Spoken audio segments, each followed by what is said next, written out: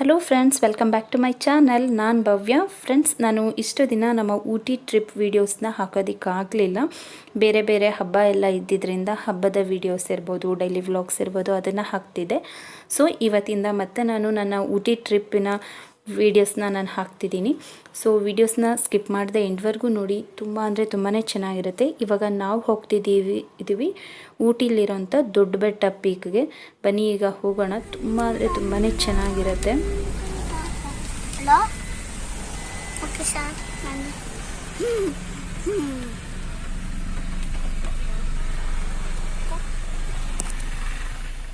ನೀವು ಯಾರಾದರೂ ಊಟಿಗೆ ಹೋಗೋದಕ್ಕೆ ಪ್ಲ್ಯಾನ್ ಮಾಡಿದರೆ ಊಟಿಲಿರೋಂಥ ದೊಡ್ಡ ಬೆಟ್ಟ ಪೀಕ್ನ ನೀವು ಯಾವುದೇ ಕಾರಣಕ್ಕೂ ಮಿಸ್ ಮಾಡ್ಕೊಳ್ಬೇಡಿ. ತುಂಬ ಅಂದರೆ ತುಂಬಾ ಚೆನ್ನಾಗಿದೆ. ಏನೋ ಒಂಥರ ಸ್ವರ್ಗ ಅಂತ ಅನಿಸುತ್ತೆ. ನನಗಂತೂ ತುಂಬ ಇಷ್ಟ ಆಯಿತು. ತುಂಬಾ ಚೆನ್ನಾಗಿತ್ತು. ನಾವಂತೂ ತುಂಬಾ ಎಂಜಾಯ್ ಮಾಡಿದ್ವಿ. ಹಾಗೆ ದೊಡ್ಡ ಬೆಟ್ಟ ಪೀಕ್ ಹೋಗಬೇಕಾದ್ರೆ ನಿಮಗೆ ಬೇಕಾಗಿರೋಂಥ ಎಲ್ಲ ಥರದ ಚಾಟ್ಸ್ ಇರ್ಬೋದು, ಮತ್ತು ಹ್ಯಾಟ್, ಪರ್ಸ್ ಇರ್ಬೋದು, ನಿಮಗೆ ಪ್ರತಿಯೊಂದು ಸಿಗುತ್ತೆ. ಸ್ವೆಟರ್ ಇರ್ಬೋದು, ಎಲ್ಲ ಸಿಗುತ್ತೆ. ನೋಡ್ತಿರ್ಬೋದು ನೀವು, ಅಲ್ಲೇ ಸೈಡಲ್ಲಿ ನಿಮಗೆ ಬೇಕಾಗಿರೋಂಥ ಎಲ್ಲ ಐಟಮ್ಸ್ಗಳೆಲ್ಲ ಇಟ್ಟಿರ್ತಾರೆ. ನೀವೇನಾದರೂ ಚಿಕ್ಕ ಪುಟ್ಟ ಶಾಪಿಂಗ್ ಕೂಡ ಮಾಡ್ಬೋದು. ನಾನು ಕೂಡ ಒಂದು ಹ್ಯಾಟ್ನ ತೊಗೊಂಡೆ. ಯಾವುದು ಹ್ಯಾಟ್ ಅಂತ ಅಂದ್ಬಿಟ್ಟು ಖಂಡಿತ ನಾನು ಈ ಒಂದು ವಿಡಿಯೋದಲ್ಲೇ ತೋರಿಸ್ತೀನಿ. ತುಂಬಾ ಚೆನ್ನಾಗಿದೆ.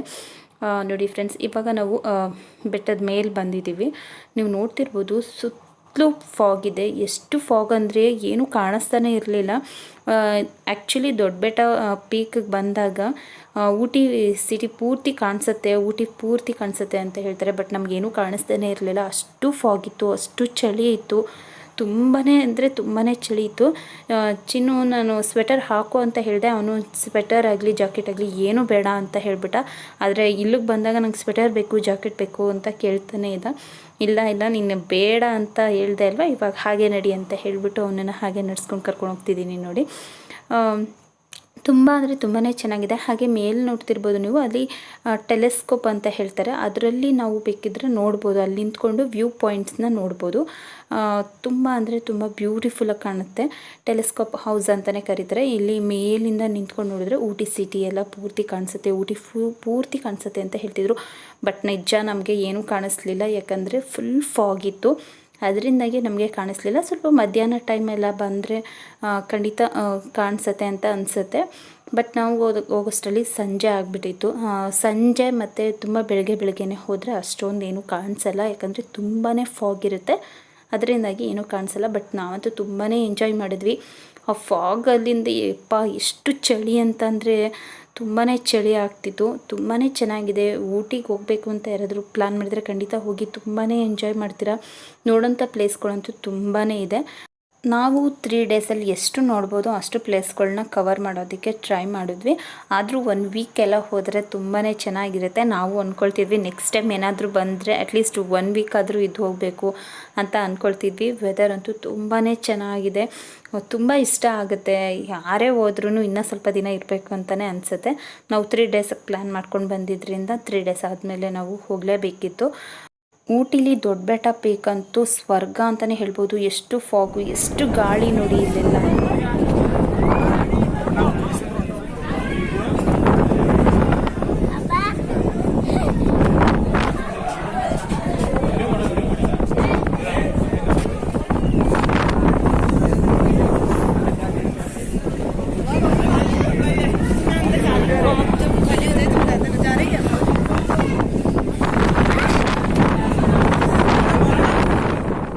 ಟೆಲೆಸ್ಕೋಪ್ ಹೌಸ್ ಮೇಲಂತೂ ನಿಂತಿರ್ಬೇಕಾದ್ರಂತೂ ತುಂಬ ಅಂದರೆ ತುಂಬ ಗಾಳಿ. ಆ ಗಾಳಿ ಸೌಂಡ್ಗೆ ಏನೂ ಕೇಳಿಸ್ತಾನೂ ಇರಲಿಲ್ಲ. ಇವಾಗ ಬೇರೆ ಕಡೆ ಹೋಗ್ತಾ ಇದ್ದೀವಿ. ದೊಡ್ಡ ಬೆಟ್ಟ ಪೀಕಲ್ಲಂತೂ ತುಂಬಾ ಎಂಜಾಯ್ ಮಾಡಿದ್ವಿ. ಆ ನೇಚರ್ ಇರ್ಬೋದು, ಆ ವೆದರ್ ಇರ್ಬೋದು, ತುಂಬಾ ಅಂದರೆ ತುಂಬಾ ಚೆನ್ನಾಗಿತ್ತು. ತುಂಬ ಫಾಗ್, ತುಂಬ ಕೂಲಾಗಿತ್ತು. ತುಂಬ ಅಂದರೆ ತುಂಬಾ ಚಳಿ.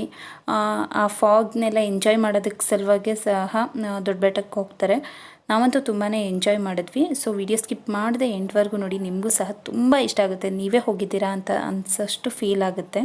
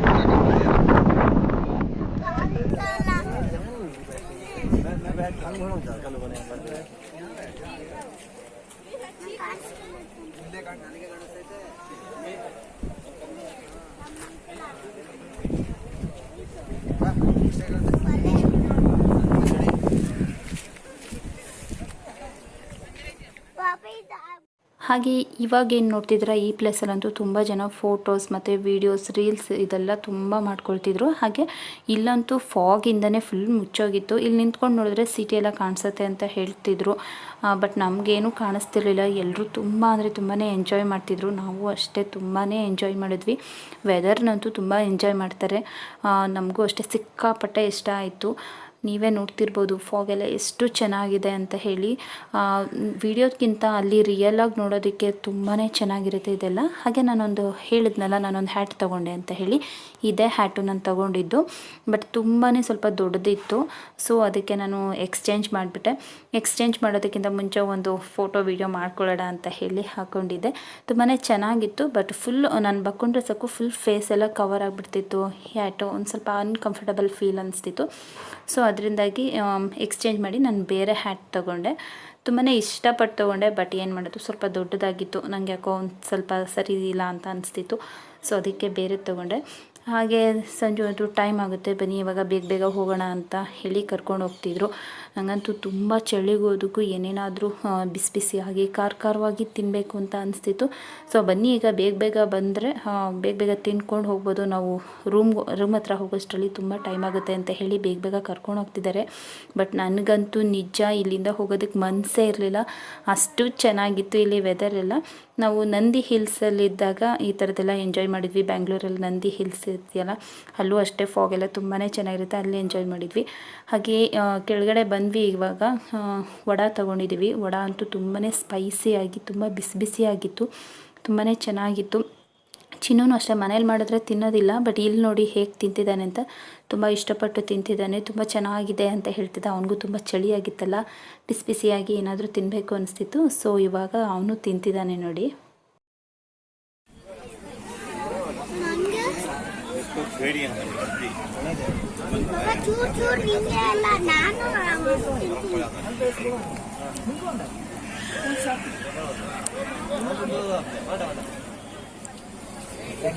ಬರ ಬರ ಬರ ನೋಡಿ ಆ ಕಡೆ ಬಿಡ್ರಿ ಈಗ ಕಾರು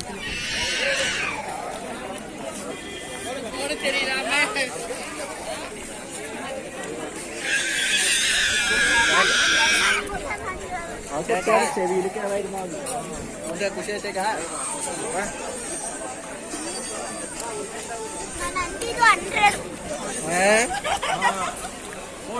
ಅಲ್ಲೇ ಊಟ ಮಾಡ್ಬೇಕಾದ್ರೆ ಕೊಡ್ಸಿಲ್ಲ. ಬಿಗಿಯಾಗಿ ಹಿಡ್ಕೋ, ಬಿದ್ದಾಯ್ತದೆ.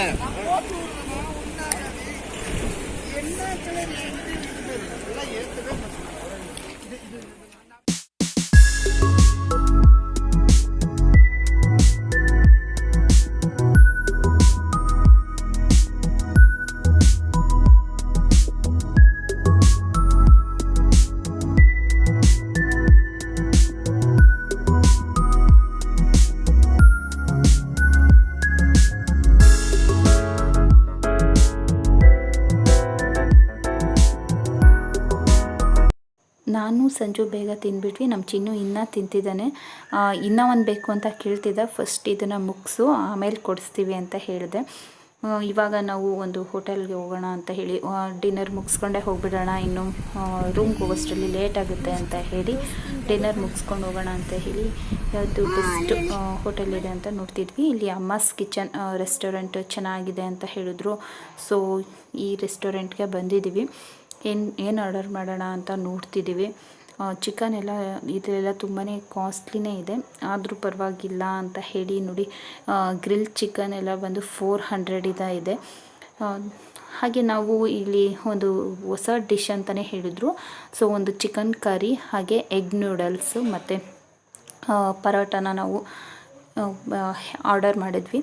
ತುಂಬ ಅಂದರೆ ತುಂಬಾ ಚೆನ್ನಾಗಿತ್ತು. ಟೇಸ್ಟ್ ಅಂತೂ ತುಂಬ ಯಮ್ಮಿ ಆಗಿತ್ತು. ಚಿನ್ನೂ ಅಷ್ಟೇ ತುಂಬ ಇಷ್ಟಪಟ್ಟು ತಿಂದ. ಅವ್ನು ಬೆಳಗ್ಗೆಯಿಂದನೂ ಕೇಳ್ತಿದ್ದ ನೂಡಲ್ಸ್ ಬೇಕು ಅಂತ ಹೇಳಿ. ಬೆಳಗ್ಗೆ ಬೇರೆ ತಿಂಡಿ ತಿಂದಿದ್ವಿ. ಸೊ ಇವಾಗ ಅವನಿಗೋಸ್ಕರ ಅಂತ ಹೇಳಿ ಎಗ್ ನೂಡಲ್ಸ್ನ ತೊಗೊಂಡ್ವಿ. ಚಿಕನ್ ಕರಿನೂ ಅಷ್ಟೇ ತುಂಬಾ ಚೆನ್ನಾಗಿತ್ತು. ನಮ್ಮ restaurant special chicken pepper chicken curry ಅಂತ ಹೇಳಿದ್ರು. ಒಂಥರ ಡಿಫ್ರೆಂಟಾಗಿ ತುಂಬಾ ಚೆನ್ನಾಗಿತ್ತು. ತುಂಬ ಇಷ್ಟಪಟ್ಟು ತಿಂದ್ವಿ.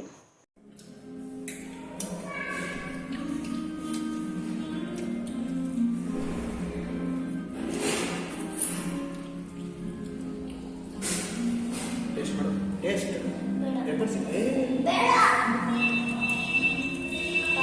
ತಿನ್ನು ಚಿನ್ನು ಚೆನ್ನಾಗೈತೆ.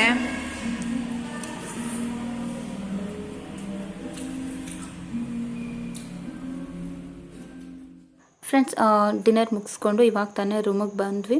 ಓಕೆ ಫ್ರೆಂಡ್ಸ್, ಈ ವಿಡಿಯೋ ನಿಮಗೆಲ್ಲ ಇಷ್ಟ ಆಗಿದೆ ಅಂದ್ಕೊಂಡಿದ್ದೀನಿ. ಇಷ್ಟ ಆಗಿದ್ರೆ ಪ್ಲೀಸ್ ಲೈಕ್ ಆ್ಯಂಡ್ ಶೇರ್, ಹಾಗೆ ಸಬ್ಸ್ಕ್ರೈಬ್ ಮಾಡ್ಕೊಂಡಿಲ್ಲ ಅಂದರೆ ಪ್ಲೀಸ್ ನನ್ನ ಚಾನಲ್ನ ಸಬ್ಸ್ಕ್ರೈಬ್ ಮಾಡ್ಕೊಂಡು ನನ್ನ ಚಾನಲ್ಗೆ ಸಪೋರ್ಟ್ ಮಾಡಿ ಅಂತ ಹೇಳ್ತಾ ಈ ಒಂದು ವಿಡಿಯೋನ ಇಲ್ಲಿಗೆ ಏನು ಮಾಡ್ತಾಯಿದ್ದೀನಿ. ಸಿಗೋಣ ಮುಂದಿನ ವಿಡಿಯೋದಲ್ಲಿ.